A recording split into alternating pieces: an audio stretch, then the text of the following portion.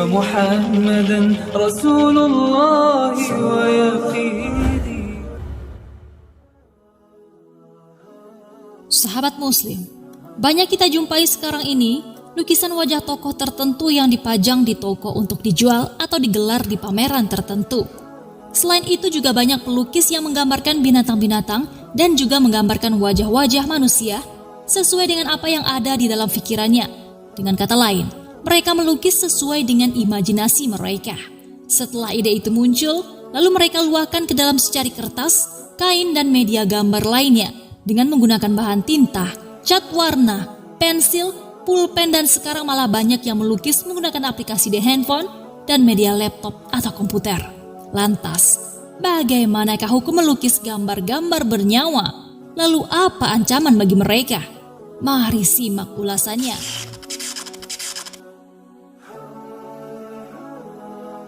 Lukisan adalah sebuah karya seni yang tak semua orang bisa membuatnya. Mereka para pelukis biasanya akan melukis objek sesuai imajinasi yang ada pada mereka. Maka tak heran jikalau banyak hasil lukisan yang bisa memanjakan mata, seperti gambar keindahan alam, suasana pegunungan atau hijaunya hutan yang dipenuhi warna dedaunan. Namun tak sedikit pelukis yang juga bisa melukis wajah manusia dan binatang-binatang. Melukis makhluk bernyawa seperti ini sungguh larangan keras bagi pelukisnya, karena Islam sangat melarang hal ini. Berikut hadis-hadis yang melarang keras membuat gambar-gambar makhluk bernyawa. Dari Abu Hurairah radhiyallahu anhu, ia berkata, saya pernah mendengar Nabi Shallallahu Alaihi Wasallam bersabda, Allah Subhanahu Wa Taala berfirman, siapakah yang lebih zalim daripada orang yang berkehendak mencipta seperti ciptaanku? Coba mereka menciptakan lalat atau semut kecil jika mereka memang mampu. Hadis riwayat Bukhari, Muslim dan Ahmad. Dalam riwayat lain juga Abu Hurairah menyebutkan, Allah Subhanahu Wa Taala berfirman, siapakah yang lebih zalim daripada orang yang mencipta seperti ciptaanku? Maka cobalah buat gambar biji atau bibit tanaman atau gandum. Hadis riwayat Bukhari dan Muslim. Dalam hadis ini terdapat bimbingan bagi orang yang ingin menggambar, hendaknya menggambar makhluk yang tidak bernyawa seperti biji atau bibit tanaman ataupun gandum. Jadi, menggambar makhluk bernyawa hukumnya haram dan merupakan dosa besar, bahkan pelakunya diancam dengan azab yang berat di akhirat.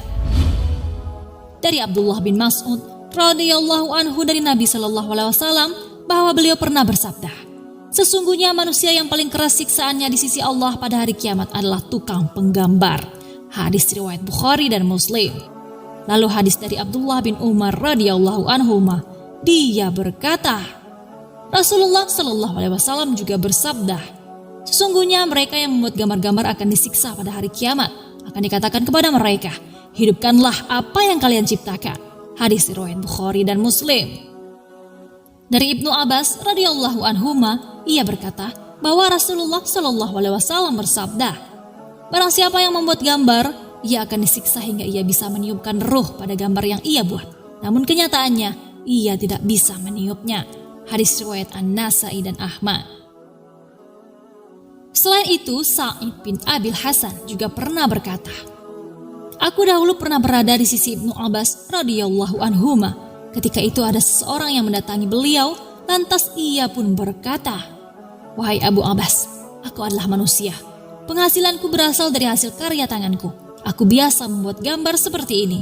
Ibnu Abbas kemudian berkata, tidaklah yang kusampaikan berikut ini selain dari yang pernah kudengar dari Rasulullah Sallallahu Alaihi Wasallam. Aku pernah mendengar beliau bersabda, barang siapa yang membuat gambar, Allah akan mengazabnya hingga ia bisa meniupkan ruh pada gambar yang ia buat. Padahal ia tidak bisa meniupkan ruh tersebut selamanya. Wajah si pelukis tadi ternyata berubah menjadi kuning. Kata Ibnu Abbas, jika engkau masih tetap ingin melukis, maka gambarlah pohon atau segala sesuatu yang tidak memiliki ruh. Hadis riwayat Bukhari. Hadis ini membicarakan pelukis yang mereka-reka gambar makhluk bernyawa sehingga menghasilkan gambar baru yang menyerupai ciptaan Allah Subhanahu Wa Taala.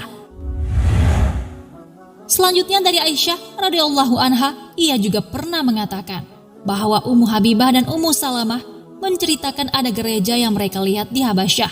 Di dalamnya terdapat gambar-gambar makhluk bernyawa. Mereka berdua menceritakan hal tersebut pada Rasulullah Sallallahu Alaihi Wasallam.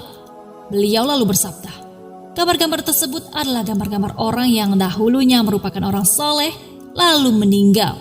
Kemudian dibangunkan tempat ibadah di atas kuburan mereka. Dan digambarlah gambar-gambar orang tersebut. Orang-orang yang menggambar itu adalah orang-orang yang paling bejat di sisi Allah di hari kiamat. Hadis riwayat Bukhari dan Muslim. Dari hadis-hadis yang telah disebutkan tadi cukuplah jelas keharamannya melukis gambar-gambar makhluk bernyawa, apapun alasannya. Karena dalam membuat gambar, terdapat unsur menandingi ciptaan Allah Subhanahu wa Ta'ala, baik membuat gambar tersebut di baju, di karpet, di uang dirham atau uang dinar, di uang kertas, di bejana, di tembok, atau di tempat lain. Adapun membuat gambar pohon, atau pelana unta, atau benda lain yang bukan gambar bernyawa, maka tidaklah mengapa, karena tidak ada unsur menandingi ciptaan Allah Subhanahu wa Ta'ala.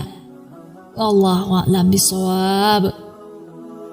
Sahabat Muslim, demikianlah hal terlarang yang selayaknya ditinggalkan bagi pelukis. Tidak dilarang melukis jikalau apa yang digambarkan berupa barang mati dan bukan menyerupai makhluk yang bernyawa. Karena Allah Subhanahu wa Ta'ala tak ingin ada makhluknya menandinginya, walaupun itu berupa hasil karya tangan dalam sebuah lukisan.